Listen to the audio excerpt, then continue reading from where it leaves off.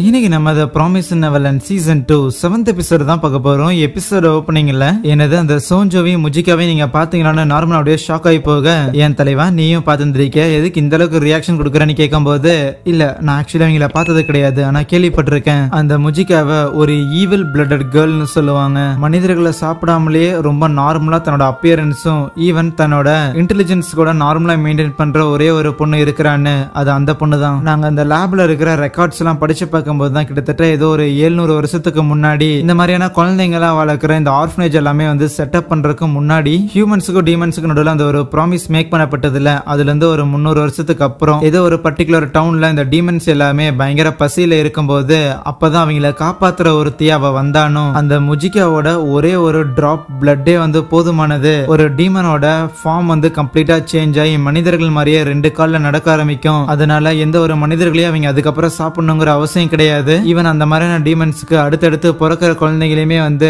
மனிதர்கள் மாதிரியே தான் நடப்பாங்க, மனிதர்கள் மாதிரியே தான் யோசிப்பாங்க. இதை கேட்டு இவங்க 2 பேரும் நம்பவே முடியாது. ஈவன் நம்ம ரே கூட வெறும் ஒரு சொட்டு பிளட்டை வச்சு மனிதர்களை சாப்பிடாமலே அந்த டீமன்ஸால நல்லா நார்மலா இருக்க முடியுமா, எப்படி பாசிபிள்னா கேட்க, அதெல்லாம் எனக்கு தெரியல. ஆனா அந்த பொண்ணோட உதவி மூலமா தான் இங்க இருக்கிற ஏகப்பட்ட டீமன் பஞ்சத்துல இருந்தெல்லாம் உயிர் தப்பிந்திருக்காங்க. ஆனா இந்த டீமன்ஸ் எல்லாம் மனிதர்களை உணவா உண்ணாமலேயே ஹியூமன்ஸ் மாதிரி ரொம்ப நார்மலா இருக்கிறாங்க அப்படிங்கிற விஷயம் இங்க டீமன்ஸோட ராஜாங்களுக்கும் இங்க இருக்கிற பெரிய பணக்காரங்களுக்கும் தெரிய வந்ததுக்கு அப்புறம் அந்த எல்லா டீமன்ஸையும் பிடிச்சு அந்த டீமன்ஸே வந்து சாப்பிட்டாங்க.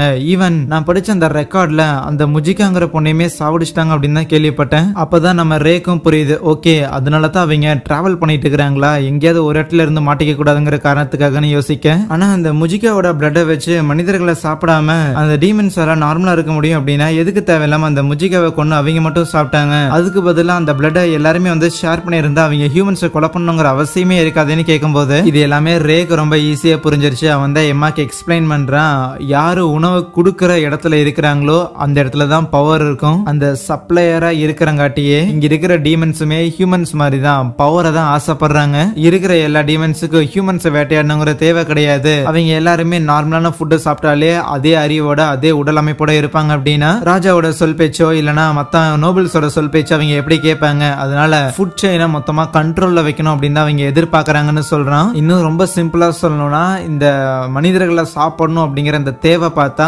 மருந்தோட தேவை மாதிரி, ஒரு மெடிசனோட தேவை மாதிரி. ஸோ அந்த மெடிசன் எந்த கம்பெனி கையில் இருக்குதோ அந்த கம்பெனிக்கு தானே மொத்த பவர் இருக்கும். அதே மாதிரி இப்போ இந்த ஹியூமன்ஸை ப்ரொடியூஸ் பண்றங்கிற இந்த ஒரு பவர் இந்த டீமன்ஸோட ராஜாங்க கிட்ட தான் இருக்குது. இன்னும் சொல்ல போனா இந்த 1000 வருஷத்துக்கு முன்னாடி மேக் பண்ணப்பட்ட அந்த ப்ராமிஸ் அப்படிங்கிறது ஹியூமன்ஸோட ப்ராமிஸ் எதுக்கு இந்த டீமன்ஸ் அக்செப்ட் பண்ணிக்கணும், இந்த மாதிரி மற்ற டீமன்ஸ் எல்லாத்தையும் தனக்கு கண்ட்ரோல்ல வச்சுக்கலாம் அப்படின்னு சொல்லி இந்த ராஜா டீமன்ஸ் எல்லாமே முடிவெடுத்து இருக்கணும். அதுக்காக லிமிட்டடான உணவு இந்த டீமன்ஸோட உலகத்துல இருக்கணும், அதுதான் இந்த ஹியூமன்ஸ். ஆனா அந்த ப்ரொடியூஸ் பண்றதுமே இந்த ராஜா டீமன்ஸா மட்டும் தான் இருக்கணும், அதுதான் அவங்க பிளான். அதுக்கு தான் இந்த ஆர்ஃபனேஜ் எல்லாம். இதெல்லாம் ரே ஒரு பக்கம் எம்மாக்கு எக்ஸ்பிளைன் பண்ண, அதுவே நார்மனும் எம்மா எல்லாரும் உன்ன மாதிரியே யோசிக்க மாட்டாங்க, அதனால இப்போதைக்கு அந்த சோஞ்சோ அப்படிங்கிறவனும் அந்த முஜிகா பொண்ணும் உயிரோட இருந்தாங்க போது நான் என்னதான் நான் கண்டுபிடிச்ச இந்த ஒரு மருந்தை ஏதோ ஒரு டீமனுக்கு கொடுத்து அதை யோசிக்க விடாம பண்ணாலும் அந்த சோஞ்சோவோடதோ இல்ல அந்த முஜிகாவோட ஒரு சொட்டு பிளட் திருப்பி அந்த டீமன்ஸை யோசிக்க வச்சிரும். அதனால முதல்ல சோஞ்சோவையும் முஜிகாவும் கண்டுபிடிச்சு சாவடிக்கணும்னு சொல்ல, என்னால அவங்களை கொல்றதுக்கு அலோவ் பண்ண முடியாதுன்னு எம்மா எதிர்த்து நிக்கிறா. ஈவன் இந்த மொத்த டீமன்ஸை அழிக்கிற இந்த ஒரு பிளான் இதுக்கும் நான் வந்து ஒத்து வர மாட்டேன்னு சொல்ல, வேற வழி கூட இருக்கும், மேபி ராஜா கிட்டயோ இல்ல அந்த நோபல்ஸ் கிட்டயோ நம்ம போய் டீல் பேசலாம் அப்படிங்கும் போது அதுக்கு நார்மன் ரொம்ப சிம்பிளாவே சொல்லிடுறான், இங்க பாரு உனக்கு ரொம்ப ஃபேவரட்டான ஒரு உணவு இருக்குதுன்னு வையேன், அந்த ஃபுட்டை இனிமேல் நான் சாப்பிடவே கூடாது அப்படின்னு நான் சொல்லிடுறேன், நீ சாப்பிடாம இருந்துருவியா, சரி நீ சாப்பிடாம இருந்துருவ, ஆனா உன் ஃப்ரெண்ட்ஸ் உன்னோட ஃபேமிலி உனக்கு தெரிஞ்சவங்க இல்ல அந்த மனிதர்களா இருக்கிற எல்லாரையும் நீ சாப்பிடாம இருக்க சொல்லி கண்ட்ரோல் பண்ணிடுவியா. அந்த மாதிரி தான் அந்த டீமன்ஸும் மனிதர்களான நாம அவங்களோட ஃபேவரட்டான உணவு கண்டிப்பா நம்மள சாப்பிட வருவாங்க அப்படின்னா ஓகே நம்ம ஹியூமன் வேர்ல்டுக்கு எஸ்கேப் ஆகி போயிடலாமே. அதுதான் அந்த வில்லியம்ங்கிற ஒரு மேப்பை கொடுத்துருக்காருன்னு சொல்லி அந்த பெண்ணை யூஸ் பண்ணும்போது அப்ப நார்மன் அந்த மேப்ல அவுடேட் ஆயிருச்சுன்னு சொல்லி அவன் ஒரு பெண் வச்சிருந்திருப்பான். அதுல புதுசா ஒரு மேப் இருக்கும், அதுல ஏற்கனவே இந்த மாதிரி ஹியூமன் வேர்ல்டுக்கு போக வேண்டிய ஏகப்பட்ட கேட் எல்லாத்தையுமே இந்த டீமன்ஸ் அழிச்சு உடைச்சிருச்சு. இன்னும் ஒரே ஒரு கேட் இருக்குது, அந்த கேட் எங்க இருக்குதுன்னா நம்ம ஹெட் குவார்டர்ஸ்ல இருக்குது. சோ ஹெட் குவார்டர்ஸ்ல இங்க ஒரு அண்டர் கிரவுண்ட் இடத்துல இருக்காமா. எல்லா டீமன்ஸையும் மீறி நம்ம எஸ்கேப் ஆகி நேரா வெளி உலகத்துக்கு போயிட்டோன்னு வையேன், அங்க இருக்கிற மனிதர்களும் நம்மளை ஏத்துக்க மாட்டாங்கன்னு சொல்ல, இல்லையே அன்னைக்கு வில்லியம் அப்படிதானே சொன்னாரு, அதெல்லாம் மனுஷங்க ஏத்துக்குவாங்கன்னு சொன்னாரேங்கும் போது அது வில்லியமுக்கு சப்போர்ட் பண்ற ஆளுங்க உயிரோட இருக்கிற வரைக்கும், வில்லியமுக்கு சப்போர்ட் பண்ற எல்லாரும் இறந்து போயிட்டாங்க, கொன்னது மனிதர்கள். அதனால இப்போதைக்கு நீ காப்பாத்திட்டு வந்த அந்த குழந்தைங்க எல்லாரையும் உயிரோட மீட்டு போகணும் அப்படின்னா இந்த டீமன்ஸ் அழிக்கிற தவிர வேற வழி வழி இல்லைன்னு கட் அண்ட் ரைட்டா சொல்லிடுறானா. இருந்தாலும் எம்மா ஏத்துக்காம இருக்க இல்ல டீமன்ஸ் வந்து அழிக்க கூடாதுன்னு சொல்லுவாளா. ஆனா அப்ப நார்மன் ஒரு வார்த்தை விடுவான், இந்த மாதிரி எல்லா குழந்தைங்களையும் நீ காப்பாத்தணும்னு எப்ப சொன்னையோ அந்த முட்டாள்தனம் தான் அந்த வீட்ல இருந்து நான் வெளியேறதுக்கு காரணமா இருந்துச்சுன்னு சொல்லுவானா. ஆனா அந்த முடிவை நீயே தானே எடுத்தேன்னு ரே சொல்ல வரும்போது நம்ம ரேக்கும் புரியுது, ஓகே ரைட்டு எம்மா சொன்ன மாதிரி எல்லா குழந்தைங்களையும் காப்பாத்தல அப்படின்னா இவங்க 3 பேர் மட்டும் சேஃபாவே எஸ்கேப் ஆயிருக்கலாம். சோ அது கூட இப்போதைக்கு தப்பு இல்ல. பட் இருந்தாலும் நம்மளே சாப்பிடுற இந்த டீமன்ஸையும் நீ காப்பாத்தணும்னு நினைக்கிறத ஏத்துக்கவே முடியாது. நான் எடுத்த முடிவு தான் சரின்னு இருப்பான.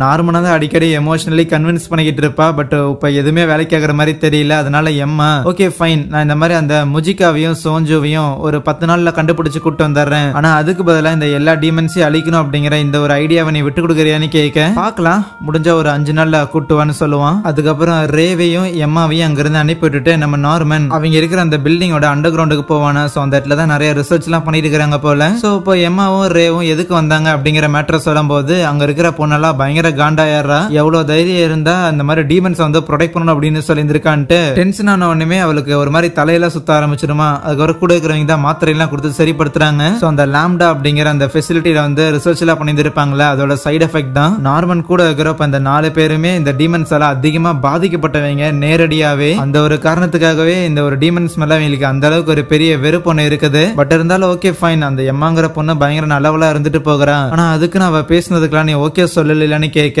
அதுக்கு நார்மனும் கமான் நம்மளோட பிளானை கொஞ்ச நாள் தள்ளி வச்சிருந்திருக்கோம். ஆனா இவ்வளவு தூரம் வந்ததுக்கு அப்புறம் இந்த பிளானை விட்டு கொடுக்க எனக்கு மனசு இல்லைன்னு சொல்ல அந்த இடத்துல பார்த்தா ஒரு பெரிய ஒரு டீமன் ஒண்ணு பிடிச்சி வச்சிருந்திருப்பாங்க. அதுவே எம்மாவும் ரேவும் திருப்பி அவங்க இருக்கிற இடத்துக்கு வந்துட்டு பசங்க எல்லாருக்கிட்டையும் இந்த மாதிரி டீமன்ஸ் வந்து மர்டர் பண்ண வேண்டாம், அதுக்கு பதிலா இந்த ஹிஜிகாவையும் அந்த சோஞ்சோ அந்த 2 பேரையும் வந்து பிடிச்சி கொடுத்தா மேபி எல்லா டீமன்ஸையும் மர்டர் பண்ணாம டீமன்ஸும் ஹியூமன்ஸும் ஒன்னா வாழ்ற மாதிரி ஏதாவது ஒரு பிளான் கொண்டு வரலாம் அப்படின்னு நாங்க நார்மன் கிட்ட இதை பத்தி பேசியிருக்கோம். அப்படிங்கும் போது பசங்க எல்லாருக்கும் லைக் இது என்னடா அப்படி பேசுற அப்படிங்கிற மாதிரி தான் இருக்கும். இருந்தாலும் இங்க பாருங்க, நம்ம எல்லாரும் நம்மளோட உணவுக்காக மத்த மீன்கள் எல்லாத்தையும் சாப்பிடுறோம், அதுக்குன்னு நம்மளும் டீமன்ஸா என்ன, ஆனா அதுக்குன்னு மத்த உயிர்களை வந்து சாப்பிடாத அளவுக்கு நமக்கு ஏதாவது வேற உணவு இருந்துச்சு அப்படிங்கும் போது நம்ம கண்டிப்பா அதை சாப்பிட மாட்டோம்ல, அந்த மாதிரி தான் அப்படின்னு ஒரு விதமான லாஜிக்க சொல்லி அந்த பசங்க எல்லாரையும் கன்வின்ஸ் பண்ண.